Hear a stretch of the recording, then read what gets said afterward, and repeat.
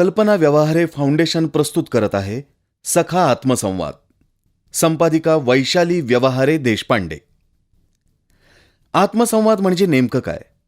अगदी सोपं करून सांगायचं तर प्रत्येक क्षणी तुमच्या माझ्या मनातल्या मनात जे स्वगत सुरू असतं ना, तोच हा आत्मसंवाद. अत्यंत प्रामाणिकपणे आपली साथ देणारा हा स्वसंवाद किंवा आत्मसंवाद. तो आपला खरा सखा, कारण तो अव्यक्तपणे अखंड आपली सोबत करत असतो. तोच आपले व्यक्तिमत्व घडवत असतो. सर्वसामान्य माणसांपेक्षा यश कीर्ती मिळालेली माणसं वेगळी असतात. काय कारण असावं बरं? कारण त्यांचा आत्मसंवाद सकारात्मक आणि विवेकनिष्ठ असतो. अविरतपणे सुरू असलेला हा आत्मसंवाद आपल्यासाठी इतका सवयीचा आणि सहज असतो की त्याला शब्दात पकडणं कठीण होऊन बसतं. पण तरीही हा आत्मसंवाद साधून तो आपल्यासाठी शब्द स्वरूपात व्यक्त केलाय वेगवेगळ्या क्षेत्रातल्या दिग्गजांनी सखा आत्मसंवादमध्ये. सखा आत्मसंवाद या सिरीजमध्ये आपल्याशी संवाद साधतायत लेखक, अभिवाचक, सुप्रसिद्ध गिर्यारोहक, गिरीप्रेमी उमेश झिरपे. मनशक्ती.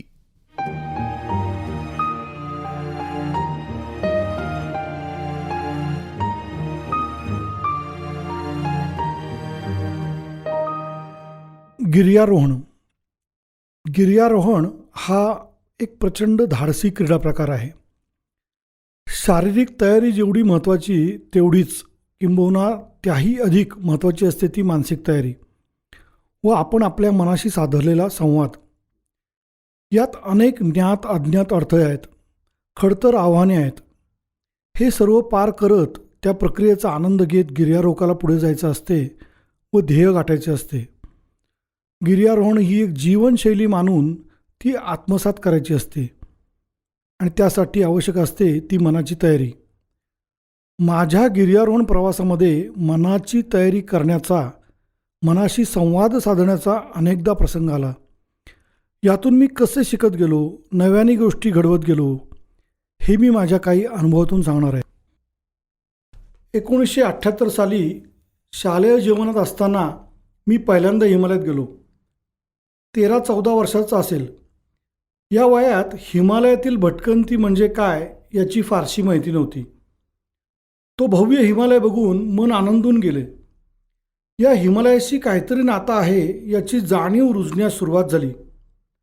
आश्चर्याची बाब म्हणजे अनेकांच्या मनात धडकी भरवणारा हिमालय मला मात्र सखा वाटला.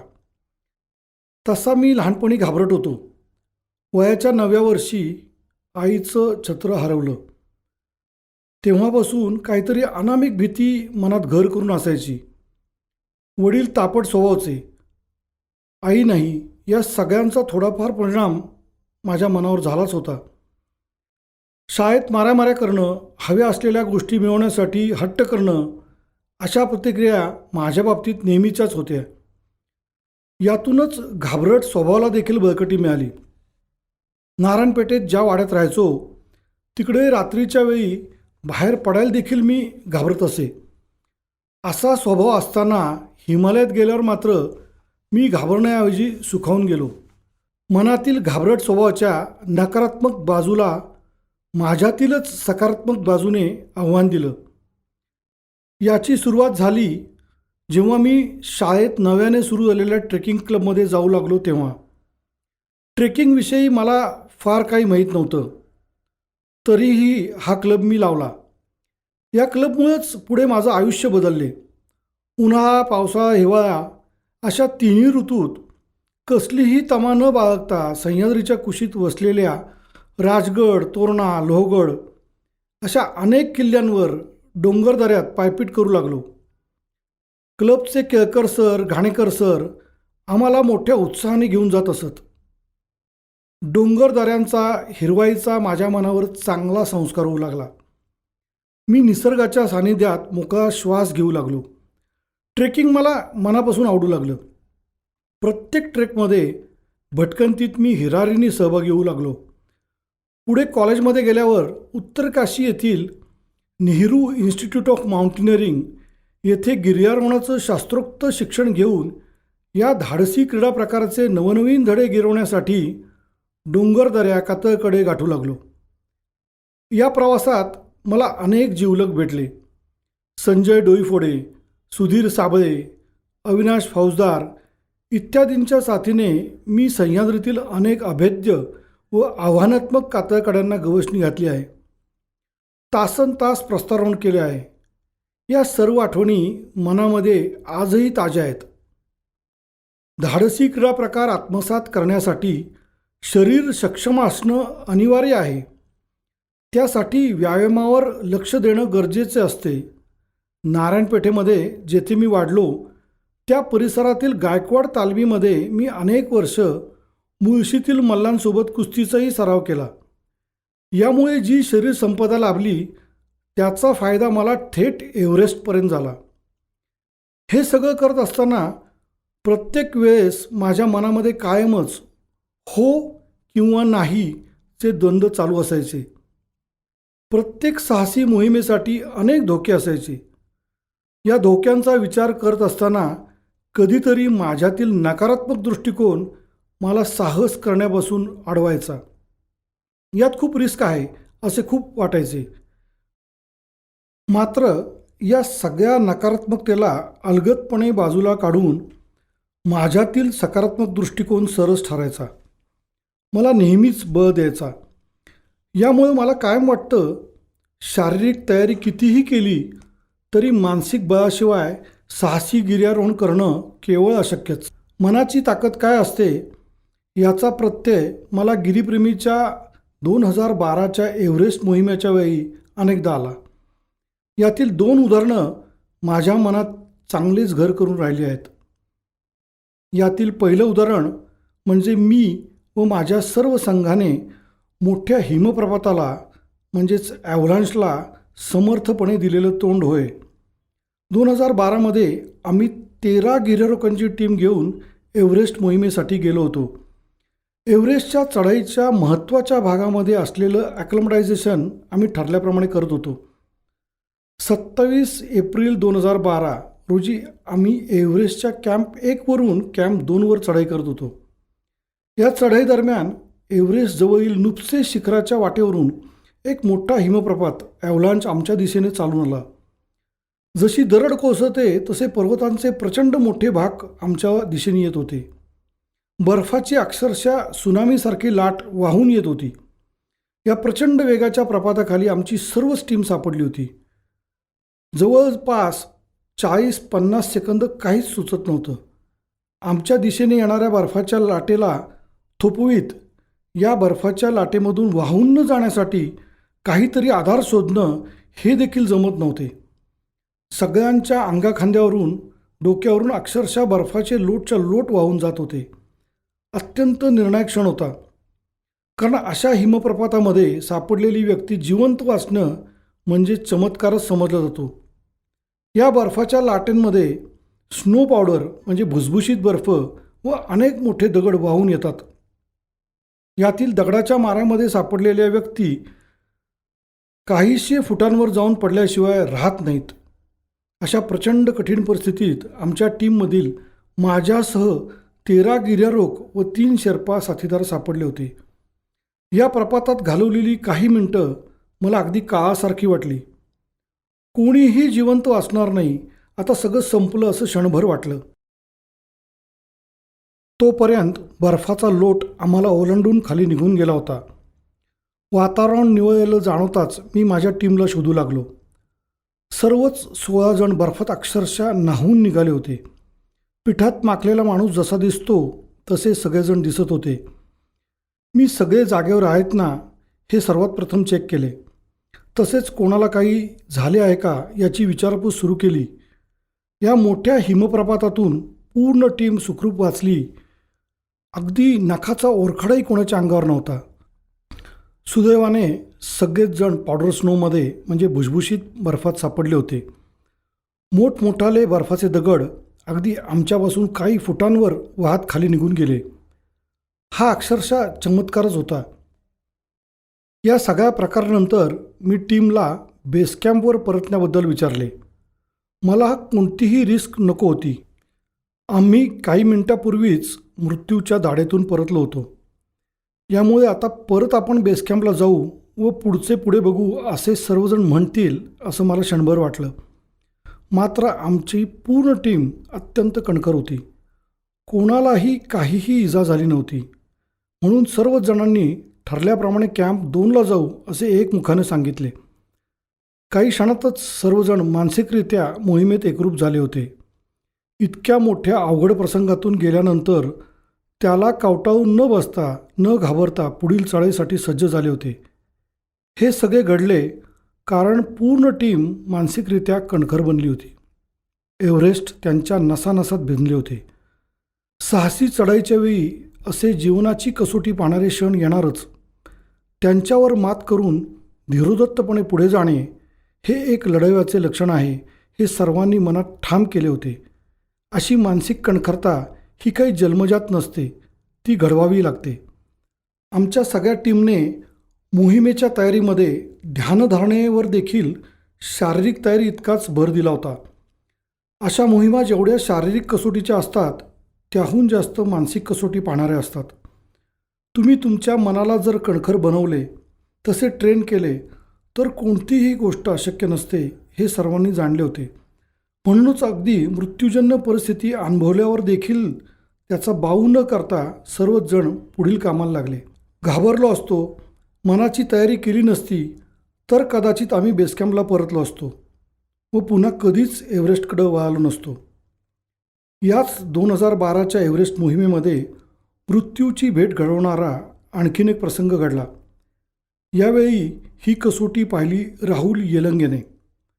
18 मे 2012 त्या रात्री तो आपल्या सहकाऱ्यांप्रमाणे साऊथ कोल डेथ झोनमधून एव्हरेस्टच्या शिखर माथ्याकडे निघाला. 8000 मीटरहून अधिक उंचीवरील जागेला डेथ झोन असं संबोधतात. इथे हवेतील ऑक्सिजनचं प्रमाण अगदी नगण्य म्हणजे 1 ते 2% इतकंच असतं. म्हणजे कृत्रिम प्राणवायूविना इथं निभावं लागणं कठीणच मानलं जातं. अशा डेथ झोनमध्ये राहुलने शिखर माथ्यावर चढाई करण्यास सुरुवात केली. 18च्या रात्री आणि 19च्या पहाटे तो एव्हरेस्ट शिखर माथ्यावर पोचला. तेथून खाली परतत असताना त्याची प्रचंड दमछाक झाली. त्याच्याजवळील प्राणवायूचा साठा देखील संपत आला होता. 20 तासांहून अधिक चढाई उतराईमुळे राहुल प्रचंड प्रमाणात डिहायड्रेट झाला होता. यामुळे शरीरातील रक्तभिसरण कमी होऊन मेंदूला सूचना योग्य प्रमाणात जात नव्हत्या. परिणामी मेंदूची कामे करण्याची क्षमता कमी होऊन त्याला काहीही भास होत होते. अन्न पाण्याचे सेवन नाही, ऑक्सिजनची कमतरता. अशा कठीण परिस्थितीत 19 मेच्या संध्याकाळी राहुल साऊथ कोल म्हणजे डेथ झोनमध्ये परतला. त्याच्या मेंदूची कार्यक्षमता कमी झाली होती. अशातच साऊथ कोलला एकसारखे दिसणाऱ्या तंबूमध्ये आपल्या टीमचा नेमका तंबू कोणता हे शोधणे कठीण झाले होते. तो शारीरिकदृष्ट्या पूर्ण थकला होता. फक्त कोसळून पडायचा बाकी होता. मात्र तो इतका खचून जाणारा नव्हता. आपली मानसिक ताकद पूर्णपणे पणाला लावून शेवटी तो तंबूत पोचला. स्वतःला टीमच्या अक्षरशः स्वाधीन केले. त्याने या घटनेचे नंतरहून वर्णन करताना सांगितले की त्याचे शरीर योग्य पद्धतीने प्रतिक्रिया देत नव्हते, तरी तो मनाने पूर्णपणे खंबीर होता. आपण सुखरूप आहोत, मेंदूला थोडा ताण दिला की तंबू सापडेल व आपल्याला काहीही होणार नाही असा संपूर्णपणे सकारात्मक विचारच तो करत राहिला. या दरम्यान त्याने कुठल्याही नकारात्मक विचारांना मनात थारा दिला नाही. तो आजही सांगतो, मनाच्या कणखरतेमुळेच तो जिवंत राहू शकला. अशा बिकट आणि नियंत्रणाबाहेरील परिस्थितीत देखील सकारात्मक दृष्टिकोन कायम राखण्याचं श्रेय तो पूजनीय रामाकाकू भट यांच्या व्याख्यानपर मार्गदर्शनाला देतो. मोहिमेच्या आधी त्यांनी आम्हा सर्वांना सांगितले होते, तुम्ही नेहमी हिमालयात जाता, पर्वतांच्या सानिध्यात राहता. हे सर्व करत असताना तुम्ही प्रचंड आनंदी व उत्तेजित असता. तुमचे पर्वतांवर, निसर्गावर प्रेम आहे. थोडक्यात तुमच्यासाठी हे पर्वत आईवडील आहेत. त्यामुळं या पर्वतांवर, तेथील वातावरणामुळं तुम्हाला काही इजा होईल, तुमचे बरे वाईट होईल असा बिलकुल विचार करू नका. हे पर्वतरूपी मातापिता तुमचे एका अपत्याप्रमाणे रक्षण करतील व प्रेमाचा वर्षाव करतील. त्यांचे हे सहज सुंदर विचार सगळ्याच गिर्यारोहकांच्या मनामध्ये घर करून होते. राहुलने याच विचारांना आठवून आपली सर्व शक्ती ताणली व त्याचे फळ त्याला मिळाले. मनाशी सुरू झालेला संवाद किती बळ देतो हेच यातून प्रदर्शित होते. एव्हरेस्टसारख्या आव्हानात्मक पर्वतांवर गिर्यारोहण करताना चढाईसाठी तुमच्या शारीरिक ऊर्जेच्या आकलनावरून स्वतःला ताणण्यासाठी जेवढी मनशक्ती आवश्यक असते तेवढीच मनाचीही ताकद निर्णय क्षमता विकसित करण्यासाठी देखील गरजेची असते. अशा मोहिमेंचा नेता म्हणून मला याचा खूप फायदा झाला आहे. भावनिक न होता निर्णय घेण्यासाठी मला मनाची साधना केल्याचा खूप उपयोग झाला. 2013च्या मोहिमेच्या वेळी असाच एक बाका प्रसंग डोळ्यासमोर असताना वैयक्तिक भावनेत वाहून न जाता निर्णय घेणे भाग पडले होते. माझ्या मनातील द्वंद्व स्वार्थ बाजूला सारून फक्त आणि फक्त मानसिक संवादामुळेच मी तो निर्णय घेऊ शकलो. त्याचे असे झाले की गिरीप्रेमीच्या 2012च्या मोहिमेमध्ये माझ्यासह 13 जणांचा संघ एव्हरेस्टवर प्रत्यक्ष चढाई करणार होता. मात्र भूषण हर्षेला छातीत दुखायला लागल्याने व सचिन डेंग याला हाय अल्टिट्यूड सिकनेसमुळे मोहीम अर्ध्यावर सोडायला लागली. गणेश मोरेच्या आणि आनंद माईच्या ऑक्सिजन सिलेंडरमध्ये बिघाड झाल्याने अवघ्या 400 मीटरवर एव्हरेस्ट ठोकले होते. मोहिमेच्या नेतृत्वाची जबाबदारी म्हणून मी बेसकॅम्पवरून सूत्र हलवत होतो. आम्हा 5 जणांचे एव्हरेस्टचे स्वप्न साकार करण्यासाठी आम्ही 2013 साली पुन्हा एकदा मोहीम न्यायचे ठरवले. 2013ला मी, भूषण आरशे, गणेश मोरे, आनंद माळी एव्हरेस्ट मोहिमेसाठी तर एव्हरेस्टच्या शेजारीच असणाऱ्या माउंट लोत्से या अष्टहजारी शिखरावरील मोहिमेसाठी आशिष मानेही नेपाळमध्ये दाखल झाला. सचिनला मात्र घरगुती कारणामुळे मोहिमेवर येण्यास जमले नाही. ठरल्याप्रमाणे आम्ही एव्हरेस्ट बेसकॅम्पला पोहोचलो. गेल्या वर्षीप्रमाणेच सराव सुरू केला. गेल्यावेळी गणेश व आनंद एव्हरेस्टच्या बाल्कनीपर्यंत जाऊन आले होते. त्यामुळे कॅम्प 3च्या पुढील टप्प्यातील चढाईची धोक्याची त्यांना जाणीव होती. मी व भूषण कॅम्प 3च्या पुढे गेलो नसलो तरी ते दोघे बरोबर असल्याने तशी चिंता नव्हती. 15 मे व 17 मे अशा 2 वेदर विंडो आम्हाला मिळाल्या होत्या. वेदर विंडो म्हणजे एव्हरेस्टच्या शिखर माथ्यावर जोराने वाहणारे वारे आणखीन वर सरकतात व प्रत्यक्ष शिखरावरील वाऱ्याचा वेग 40 किलोमीटर प्रति तासाहून कमी होतो. या वेगाच्या वाऱ्यामध्ये चढाई करणे तुलनेने सोपे असते. असा वाऱ्याचा वेग फक्त काही वेळापुरती कमी होतो. त्याला वेदर विंडो असे म्हणतात. आम्हाला मिळालेल्या वेदर विंडोपैकी 15 मेची विंडो निश्चित करून 12 मे रोजी आम्ही बेसकॅम्प सोडला. कॅम्प 2ला 2 रात्री काढून आम्ही कॅम्प 3ला पोचलो. येथील परिस्थिती गेल्या वर्षीपेक्षा चांगली होती. स्नोफॉल मोठ्या प्रमाणावर झाल्याने उघडा व टणक खडक जवळपास कुठेच नव्हता. तुलनेने चढाई सोपी झाली होती. पुढे 14 मे रोजी कॅम्प 3 सोडून आम्ही साऊथ कोल डेथ झोनसाठी निघालो. कॅम्प 3 सोडताना वातावरण खूप चांगले होते. त्यामुळे आम्ही निश्चिंत होतो. मात्र एवढ्या उंचीवरचं वातावरण हे नेहमी बेभरवशी असते. आम्ही साऊथ कोलला पोचेपर्यंत वाऱ्याचे रौद्र स्वरूप झाले होते. आम्ही साऊथ कोलला पोचेपर्यंत वाऱ्याने रौद्र रूप धारण केले होते. त्या ठिकाणी अचानक जोराचे वारे वाहू लागले. वाऱ्याचा वेग इतका होता की अक्षरशः समोरचे काही दिसेनासे झाले आणि एक एक पाऊल टाकणेही अशक्य होऊन गेले. मात्र वेदर विंडो मिळालेली असल्यामुळे आम्हाला वाटले की हे वारे तात्पुरते असतील, साऊथ कोल गाठेपर्यंत शांत होतील. त्यामुळे आम्ही वेगाच्या वाऱ्याचा सामना करत चढाई करत राहिलो. दुर्दैवाने आमचा अंदाज खोटा ठरला. साऊथ कोल गाठेपर्यंत हवामान प्रचंड बदलले. परिस्थिती सुधारण्याऐवजी आणखीच बिघडत गेली. आम्ही अशा परिस्थितीत साऊथ कोलच्या तंबूमध्ये विसावलो व वारा शांत होण्याची वाट पाहू लागलो. साऊथ कोलचे तापमान आता उणे 40 अंशांहून कमी झाले होते. हिमवर्षाव सुरू झाला होता. सगळीकडे धुके पसरले होते. वाऱ्याच्या वेगाचा काटा ताशी 120 किलोमीटरच्याही पुढे गेला होता. आधार न घेता माणूस उभा राहिला तर उडून जाईल इतकी बिकट परिस्थिती होती. शिखर माथा की बेसकॅम्प असं द्वंद्व आमच्या मनामध्ये वाऱ्या इतक्याच वेगाने घोंगावत होते. गेल्या वर्षी एव्हरेस्ट न चढण्याचा निर्णय मी स्वेच्छेने घेतला होता. आनंद, गणेश, भूषणला मात्र चढाईच्या दरम्यान उद्भवलेल्या अडचणींमुळे माघार घ्यावी लागली होती. मागच्या वर्षीची सहल बाजूला सारून तिघेही जण मोठ्या उत्साहाने व जिद्दीने आले होते. पण बिकट वातावरणामुळे यांचे एव्हरेस्ट हुकते की काय या विचाराने मला सुन्न करून सोडले होते. वाराही थांबण्याचं नाव घेत नव्हता. आम्ही साऊथ कोलला अक्षरशः अडकून पडलो होतो. मात्र साऊथ कोलला असे थांबणे धोकादायक असते. इथे तंबूत नुसते बसायचे म्हणले तरी कृत्रिम ऑक्सिजनचा पुरवठा चालू ठेवावा लागतो. त्यामुळे आमचे ऑक्सिजन सिलेंडर झपाट्याने संपत चालले होते. त्याच वेळेस शिखर गाठून पुन्हा कॅम्प 3 पोहोचेपर्यंत सिलेंडरांची बेगामी आवश्यक होती आणि शिखर माथा गाठण्यासाठी काही काळ अजून साऊथ कोलला थांबणेही आवश्यक होते.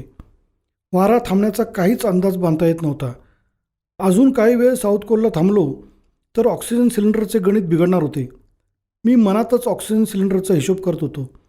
अजून एक दिवस साऊथ कोलला काढणे म्हणजे चौघांना शिखर चढाई करून परतीसाठी ऑक्सिजन सिलेंडर पुरणार नव्हती.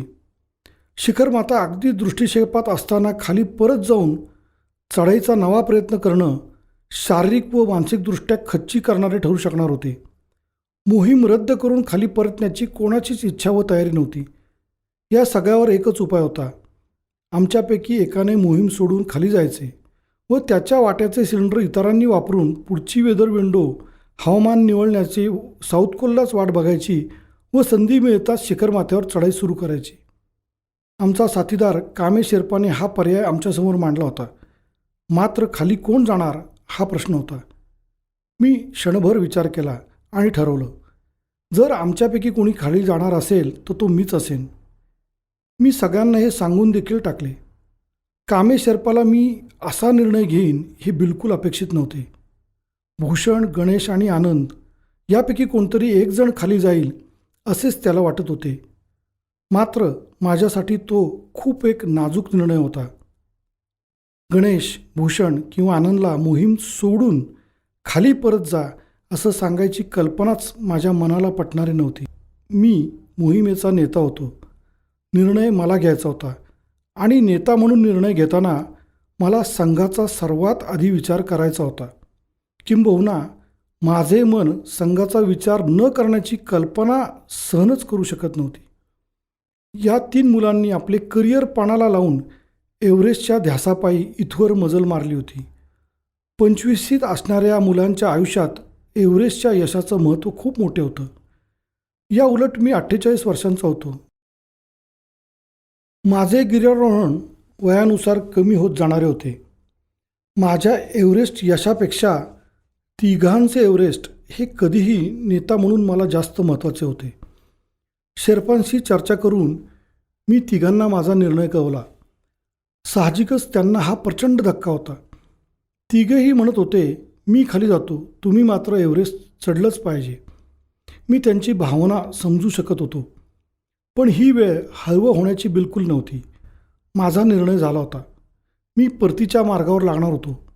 सगळ्यांची मी एकदा गळाभेट घेऊन शुभेच्छा देऊन ऑक्सिजन सिलेंडर सुपूर्द केले व माझ्या शेर्पा साथीदाराच्या सोबत बेस कॅम्प परतीच्या वाटेवर लागलो.